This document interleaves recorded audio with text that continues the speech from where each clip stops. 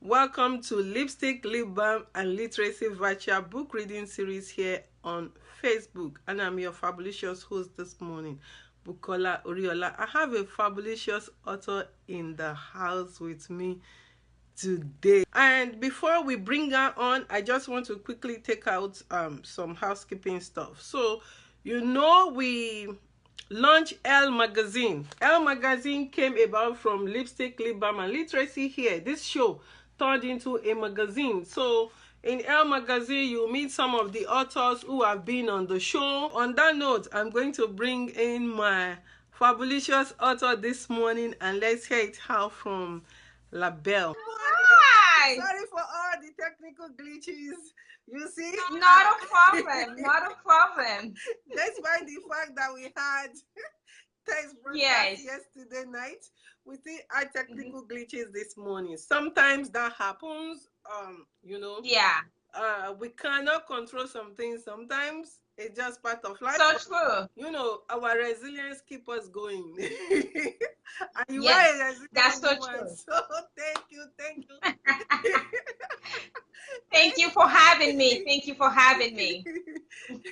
So again, our author this morning is, I hope I'm pronouncing your last name correctly. Nambangi. Nambangi. Okay. Yes.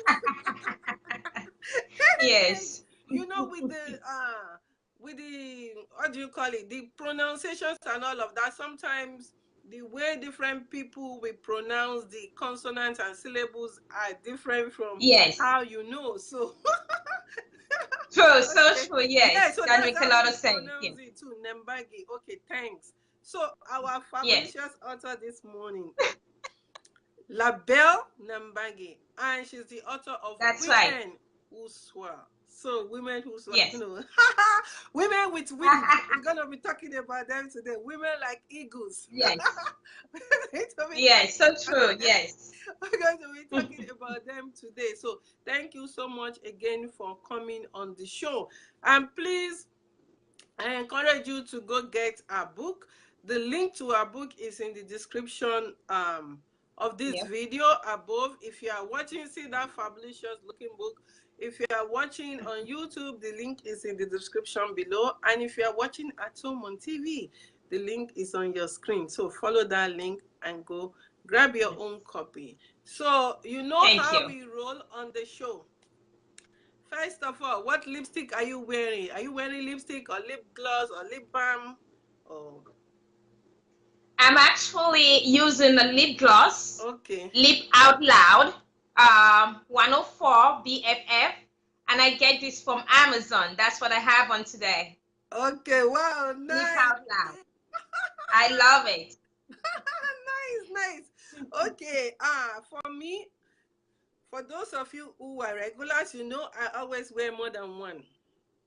Yes. So right now I have two on me, and the inner one, which is the light pink, is a Mary Kay brand.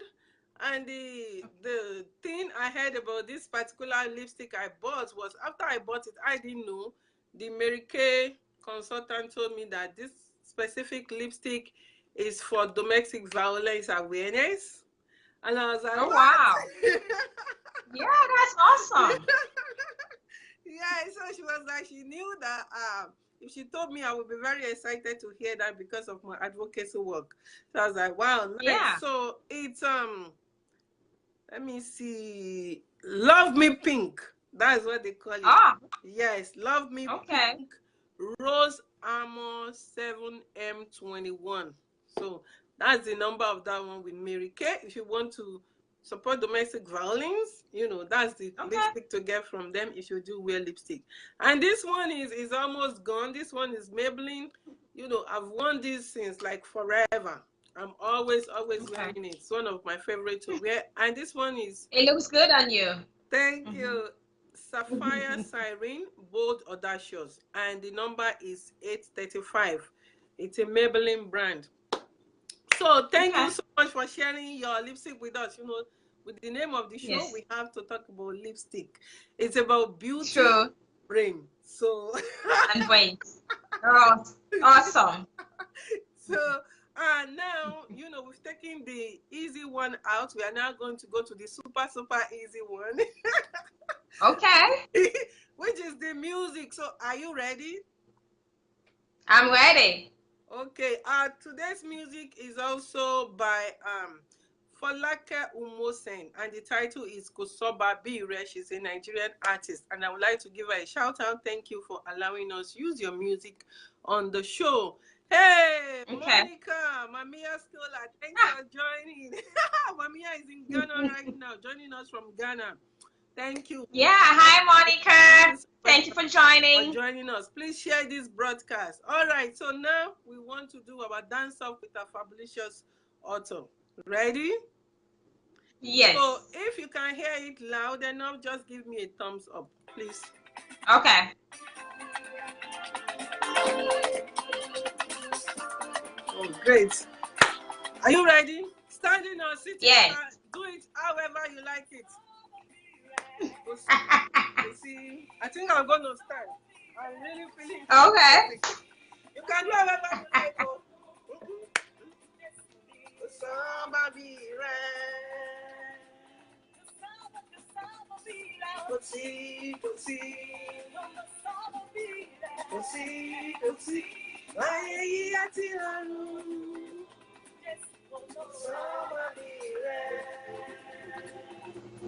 your love is so great.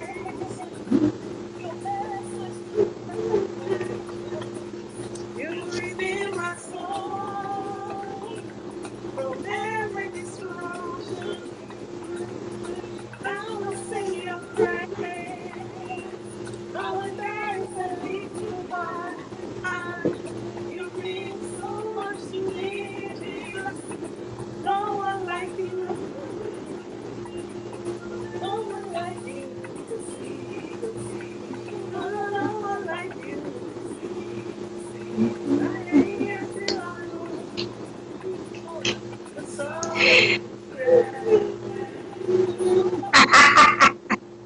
to see, to see. It's all I need to see, to see. I ain't here till I know. It's all I need. Oh, Jerry, thank you so much for coming in. Wow, I'm seeing Al Magazine authors in the house today. Oh, nice. Yeah, Deborah is one of the pioneer authors. And then Hi, Deborah. I see Jerry Darby in the Mm-hmm. house. Thank you for stopping by, Jerry. All right, so getting on the business of the day. Our fabulous Yes. author this morning is LaBelle Nambangi, and she's the Yes. author of Women Who Soar. She's going to be telling us about her book today, the process, and we're going to learn a little bit about her. Thank you again for coming on the show, and thank you so much, our Thank you for fabulous having me. audience members. Mhm. Your area is in building self-esteem. And Yes. then there is the issue with HIV and also teen pregnancy prevention. What led you Yes. into that field in the first place? So, for over the past years, I've actually been a resident of the Twin Cities for almost 18 years now. And it came to the attention of the communities that we had a lot of teen pregnancy problems in the Brooklyn Park area, Brooklyn Center, New Hope, and it was specifically among immigrant kids. And no organization wanted to deal with that. And since I worked with high school girls, we talked about all these problems all the time, and I took upon myself and the organization to start building up the self-esteem and also to deal with the problem of HIV/AIDS in the African community among ages 16 to 21. So we got a grant from the Minnesota Department of Health, and we started doing the education for young men and young women as well, so they could be informed and make the best choices for themselves. So, excuse me, teen pregnancy is one and HIV is the other. Was there a Yes. rise in HIV among the African immigrant community, among the the teenagers, or why were Yes. you also involved in HIV education? So every year when the Minnesota Department of Health releases the new cases of HIV/AIDS, I'm not sure if you're aware of this, the African immigrants are always at the top. And then about 5 years ago, we started noticing that with the youth as well, 16 to 21. Besides the teen pregnancy issues that we're having, there was also an increase in STDs and HIV/AIDS. And we thought about finding a way of making these kids make better choices and to bring this educational piece to them. So teen pregnancy prevention was one, which also showed that they were getting pregnant because they were not using any forms of protection. And so that was leading to the STDs and also getting stuff like HIV/AIDS. So we had it in the adults and we had it with the youths as well. Wow, I know I saw last year's report and I was shocked that, Yes. African immigrants were on the rise when it comes to Mm-hmm. HIV in Minnesota. Yes. Excuse me. Would you say that culture is one of the barriers that kind of made them not to know what to do, or even when it comes to prevention, to know how to prevent themselves from STDs or what still HIV? Mm-hmm. Yeah, culture definitely plays a huge role in that. We have the belief that when we talk to kids about sex education, we're giving them the permission to go out there and become sexually active. So most of the young African kids born out here, being raised in African homes, don't have that opportunity or that knowledge to learn these things which their peers already know, because culturally it's a taboo to talk about such a thing. And so the kids were clueless and they were just regular teenagers and they did what other teenagers did, but they got in trouble for it because they had no knowledge of how to protect themselves. They were not even sure that this was happening. And there was also something that came up all the time from the youths and the adults. They're like, oh, we left HIV in Africa. Like it became an African thing. And so if you were not in the continent of Africa, you could not be affected in any way. And we saw the issues out here. The numbers just kept going up and up. And we had to kind of step into the gap and take the lead and start leading in those programs to help the community and the youths especially. I found out that you've kind of worked with over 3,000 girls. Yes. Was that over the span of 10 years, or how did that happen? A little bit over the span of 10 years. So when we started the program for the young girls, which was called African Girls Initiative for Leadership and Empowerment through the Minnesota African Women's Association, we started working with high schools in different parts of the Twin Cities. And so we started since 2004.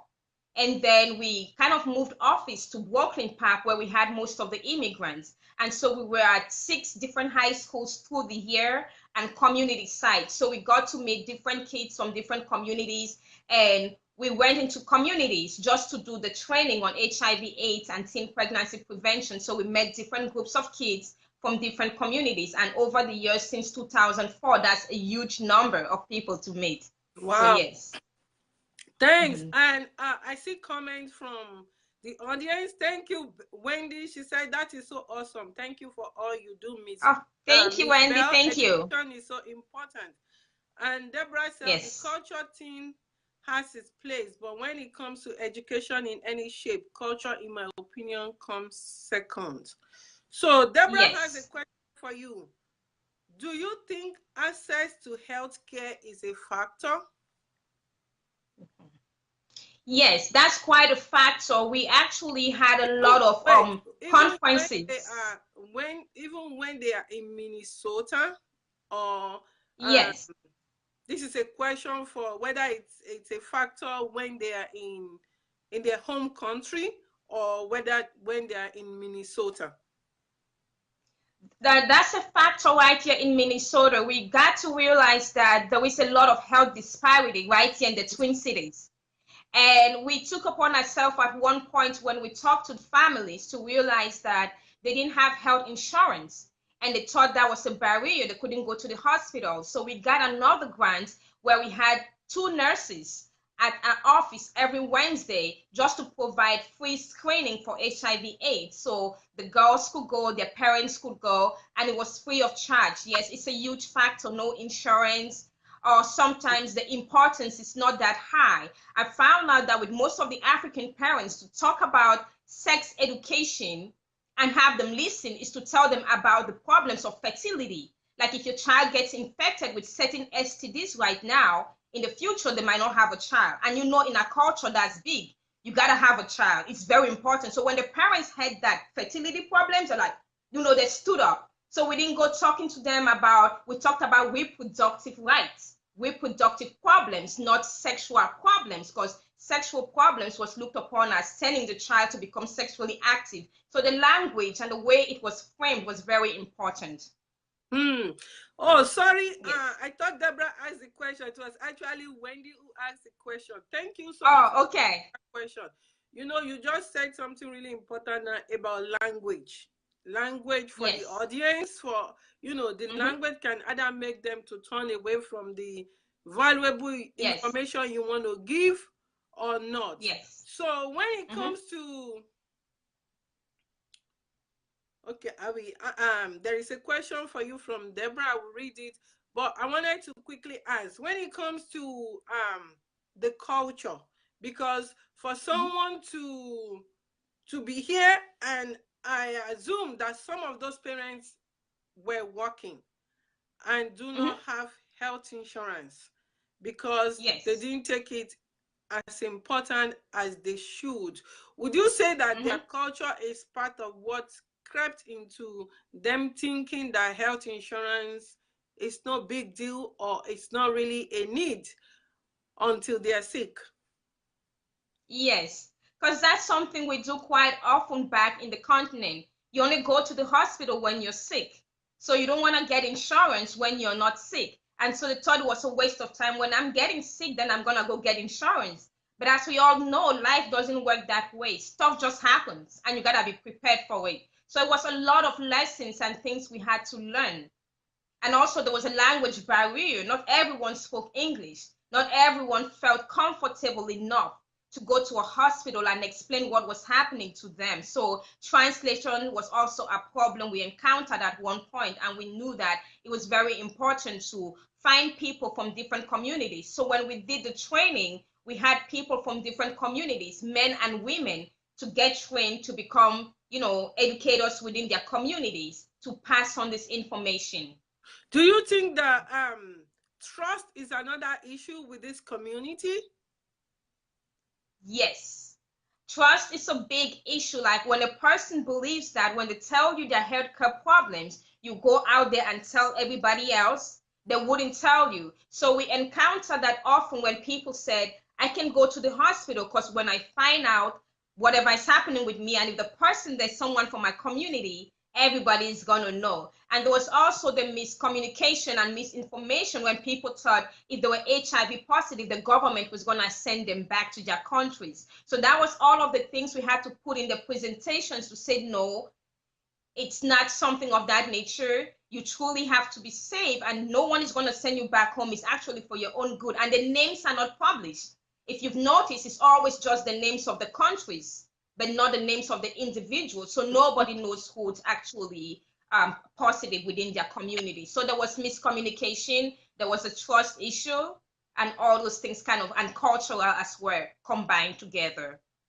Yes, that's when I saw that list last year, I was scared because the number of Africans affected was really, it was like, I'm like, okay, so does it mean that when I'm looking at people, like, how many people are HIV positive? It's scary, but the education is really good for us to know.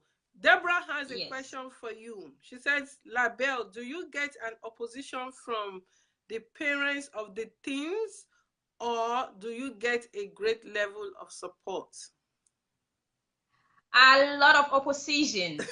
Like this had been a problem that has been going on for a very long time, and none of the organizations wanted to touch it.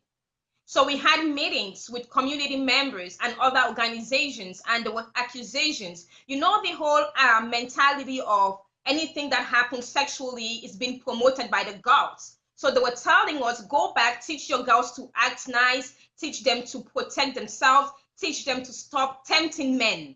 There were all of those little things. No one wanted to take responsibility. And so we eventually decided we're going to do it. And a few parents came around, but it was quite a struggle to have them realize this was very important. And we did work with the Sudanese community at one point. And then the adults came asking for the same training because the women were like, we have kids, but we don't know anything about our bodies. We don't know about all of these things you're talking about, and we want to be there for our kids and be able to answer questions. So can you kind of put some of the same training for the adults as well? But initially it was a lot of struggle, but over the years, a lot of people are kind of waking up to the reality and accepting it for what it is. Like, we need to educate ourselves. We need to get out of the bubble and get, kind of stand in the gap for our kids as well. So would you say that your work in the past 10 years has really helped in terms of prevention? Prevention where there are not many new cases springing up of teen pregnancies among the African immigrant community, and also being HIV positive. I would say yes, the work made a lot of difference. Really, we saw a huge decrease in the number of teenagers who were pregnant. We also saw a decrease in the number of HIV/AIDS, because when we went out there for the trainings, we had packs of condoms that we handed out. And some of the times the kids are gonna say, I'm taking it for my older brother. No question asked, just have it with you. And the most profound thing which happened was a woman, an African woman, met me in church, and she's like, Miss LaBelle, I saw my daughter with condoms. And she said, you gave them to her. And if that's true, I have no problem with it. I'm like, she took it for her older brother, but she was like, oh no, if she's out there doing something, I actually want her to be safe. So it was, it took a while, but it did make a lot of difference within the communities. And I see a lot of other organizations picking up that, doing the training for, the same community. So it continues over the years. Oh, this brings me to a real question that happened to me. So, but before then, Wendy said, yeah, educate the parents first, and then maybe they will be more supportive of education of their children. Good idea. That's so true. That's so the one that happened to me, I'm a mom, and we go to the physical every year. If you don't go, they're calling you child and teen checkup until they're 18. They don't leave you alone. Child and teen checkup. So we go for physical every year. And this year, when we went, the pediatrician said, oh, the preteen, this is the time now to get they get shots, several shots, depending on what it is or the age, they get some shots. And then that day she said, today is going to get 2 shots. She said one, and then the other one, she said, like, my antenna was like, and yes, this one we have to give for STD prevention. I'm like, oh, Jesus Christ of Nazareth, it's my baby.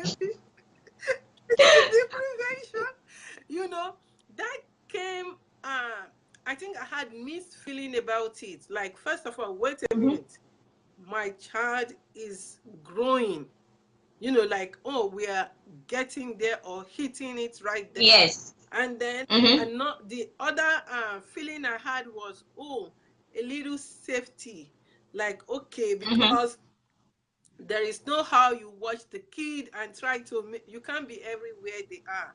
And when they're with their friends, or when they are somewhere innocently and something could happen. So I was like, okay, I will take prevention. I will take prevention over kill. So I said, yes, give the shot. And she said, oh, they have to give 2, but they spread it. So they give 1, and then in 6 months. So actually we are coming due for the next one to go get the next one.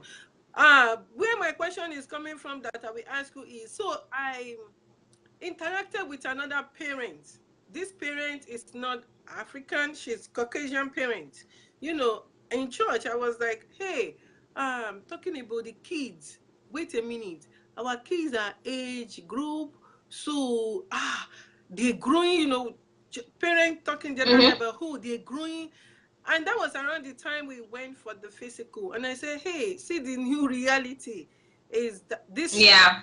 And you know what she told me? She said, I didn't take that shot for my kid. I didn't.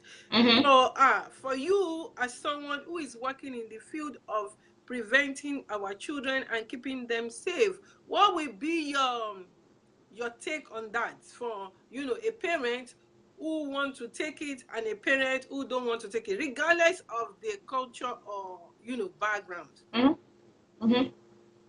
Well, one of the things I found was that a lot of the parents, when they got to learn about this, I'm talking about the African parents, they didn't want to take that opportunity to talk to their kids about them on anything. They just wanted the doctors to do the part and then go away. But that doesn't solve the problem. It also has to do with the self-esteem of the child. You educating that child, making them know their worth, making them know they're valuable. Because a lot of the teen sexual encounters is a lot of peer pressure. And if a kid is not strong enough or is not being raised properly at home or doesn't feel valuable, they do all of those things sometimes. So it's something to think about it. How you're raising your child. Is this just a way of having someone else fix something you should do at home? Because you could have the child take all the shots on earth, but they do every other thing out there just because inside they don't feel valuable. Inside at home, the parents are not educating you or making you feel like you're worthy of something. So that comes up both ways. Because a lot of the parents I encountered was like, oh, there's a shot. She's not coming to my house pregnant. I'm just having them give it to her, you know? But they never, and the kids will complain about it in school like, I don't feel like I matter. My mom or my dad has never taken time to tell me I'm intelligent or I'm beautiful or something like that. But this boy tells me every day that I'm all that. And it makes me feel good. So I'm going to do what he wants me to do. But then at the end of the day, after doing it, they're not feeling good within themselves again. So it comes with that, you know, self-esteem piece, putting everything together, not just taking one and leaving out the other piece of it. So it's kind of, you have to get in there. You got to talk to your child. You got to build up their self-esteem. You got to make them know that they mean something. You know, they're valuable. They're worthy of something. It kind of, you know, you have to do the work. No shortcuts, you know. Yeah. All right. Thank you so much for your response. And then moving on now to your book, Women Who Soar. What is the idea of doing a book? Well, so a lot of the ideas, some of it comes from my own upbringing of being raised in a community of a male-dominated community. And also for my work with the girls out here in the high school, realizing that these girls didn't believe that they were complete humans in their own rights. They believed they were second-class citizens. They believed they could not achieve positive change. They believed women were always going to be in competition with each other. We were haters of each other, as it said. And that was very disheartening to me. And I thought about a way of presenting women in a positive light, a way of making women and young girls realize that we are worthy. We deserve so much more better. We are strong. We are powerful. We can do anything we put our mind in. We do not have to be in competition with one another. So I was like, it's about time I start getting to write this book and showcase women from different cultures and ethnicities. And at the same time, include a few men in the book, men who know that women's empowerment is human empowerment. So that was what kind of took me to the journey to start working on this book. So how long did it take to do the book? About 2 years. Wow. Yeah, it took me about 2 years to put it together. What would you say was the tedious part of doing the book? Was it gathering the information or the process of publishing it? I think, you know, the process of publishing, because when I started, I had a manuscript this huge. And everyone who looked at it said, this could come down to 10 books. You have way too much, because it's a huge topic to take on. So it was like, how do we put all of this information into this tiny, teeny size, you know? So that was like cutting out a lot of stuff. And then looking for the women, I had to interview women from different cultures. And so I'll contact somebody and like, oh yeah, I'm gonna do it.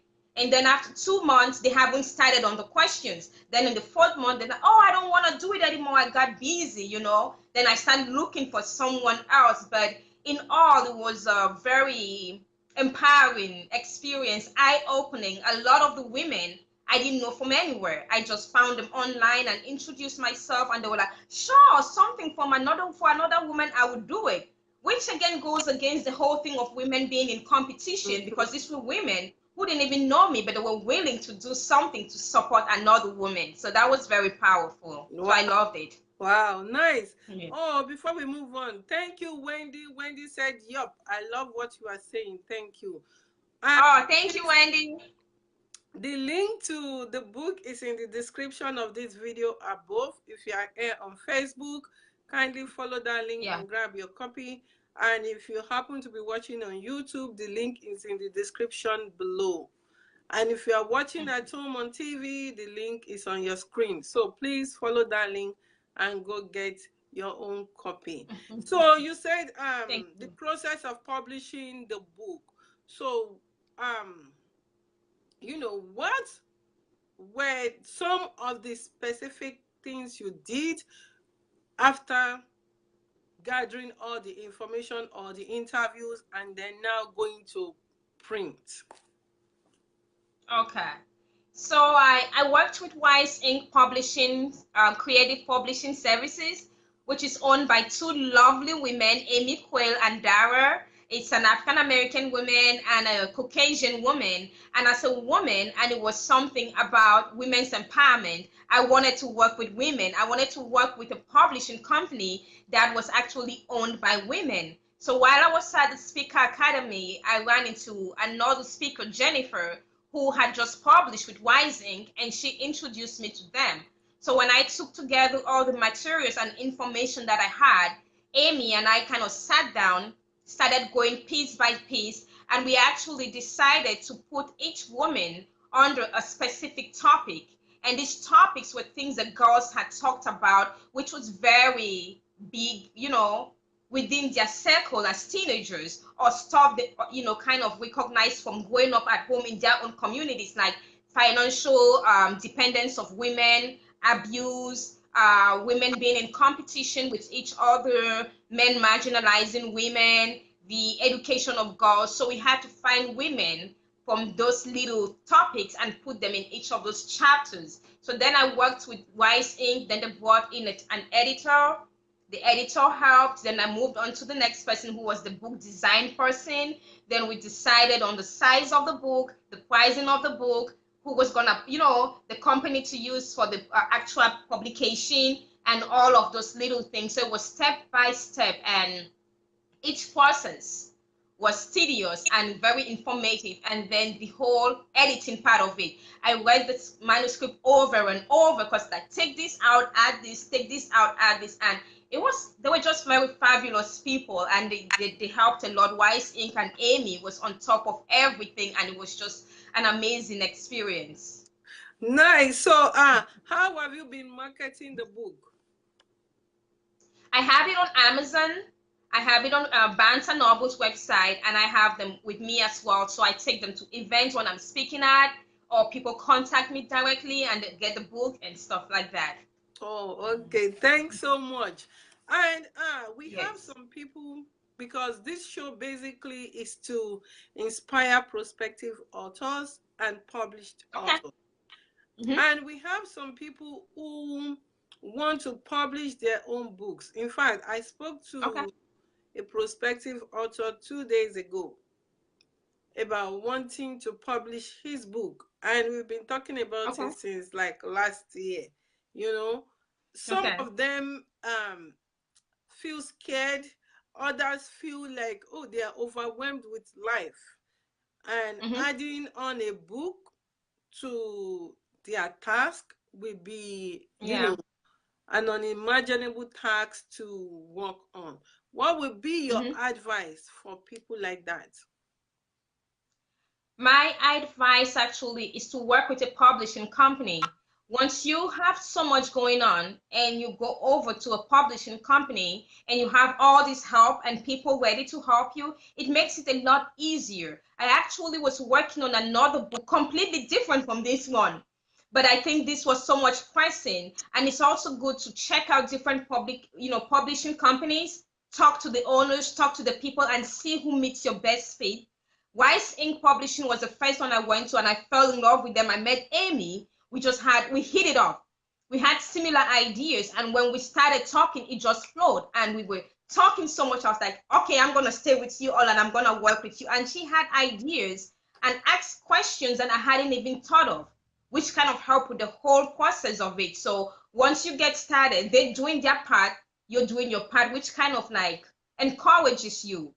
I would, for a person of that nature, I would definitely encourage you work with a publishing company. Do not self-publish, because if you already have so much on your plate and you try to self-publish, procrastination, every other thing will kind of like just knock you off the path you're trying to take. So look for a publishing company and work with them.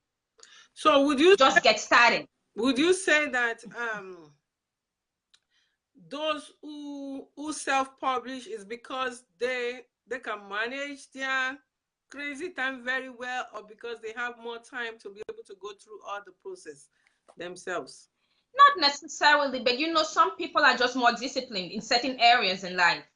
So they might be able to do it, but not everybody can do it. And especially for a first-time author, I saw publishing with somebody else very, very important, because they helped me to see the inside of the market, which I didn't know. Like even questions on the marketing aspect of it, or who my target audience was.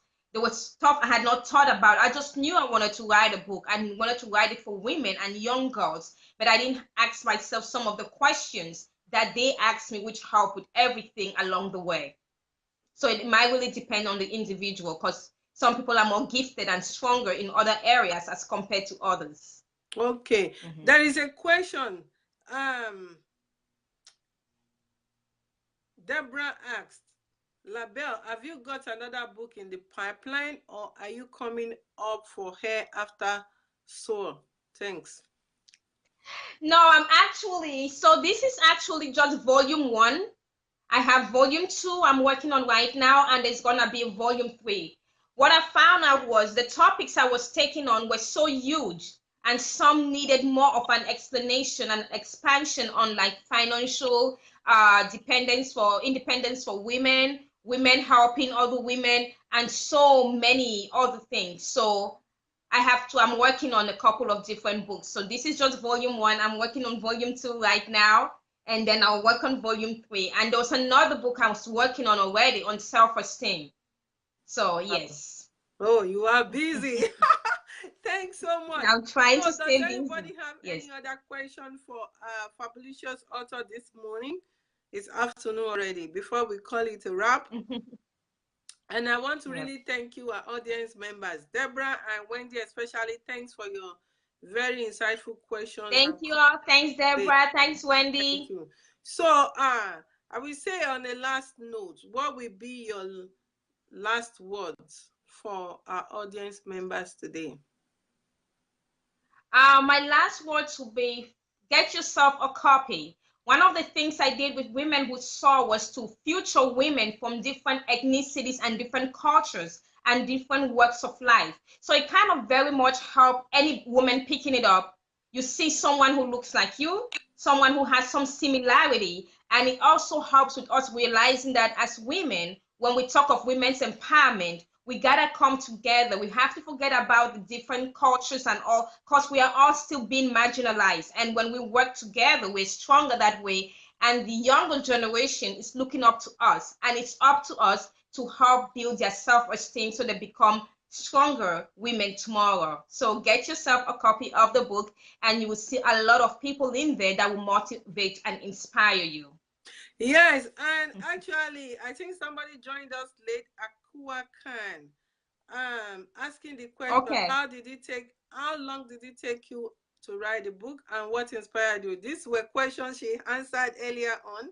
So you will have Yes. to go back and watch from the beginning. Sorry And watch about me. that. Yes.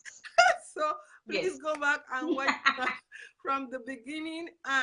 Thank you so much again for coming on the show. I Thank you really so much for appreciate having me on. It's a your time pleasure. and your expertise educating us today. So please, parents, it's rest on us to educate our kids about Yes. awareness of their own body and what could be happening and Mm-hmm. how to help them build self-esteem so they do not fall Yes. into the trap of getting STDs or worse still, getting HIV. So HIV. Mm-hmm. please load up on condoms if you have teenagers or you have pre-teenagers. lo- lo- Yes. load up on condoms. I do have condoms. I do. I took that little health training, and I even have the wooden pennies too, because I have a boy, so I need to I need to learn about True. pennies and teach him what his pennies can do. So anyway, whether you have a girl or a boy, health issue is very, very important. It's something we Mm-hmm. cannot shy away from. And thanks for sharing with us about empowering women and for Thank women you. especially working together to empower one another. Thank One you so much. another. Yes. And as we Thank you. sign off on the show, and thank you all who stayed with us during this live broadcast, and those who will be watching the replay, thank you so much. Go and get the book. The link is in the description above, and if you're on Yes. YouTube, it will be below, and if you're at home, it will be on your screen. So as we roll on the show, signing off, we're going to do the part 2 of the music. Okay. Dance time. Okay. Yes.